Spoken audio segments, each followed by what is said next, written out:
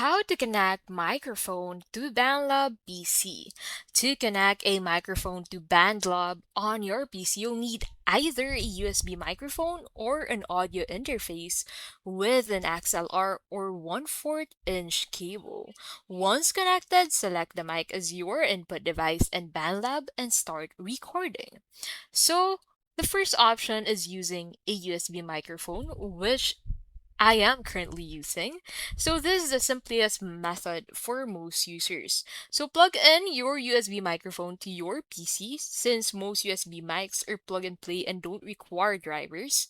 Now open BandLab into your browser and then sign into your account. And then in here, click on this create button at the top right and then select new project. And that will take you into this section. So in here, go ahead and click on this add track button at the top left and then select voice or audio.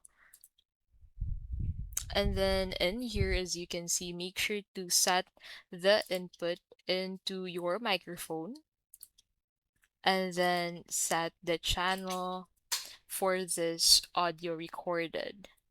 Now, as you can see, you'll be able to monitor the input level of your microphone into this section, and you can start recording by hitting on the record button to start recording on your BandLab.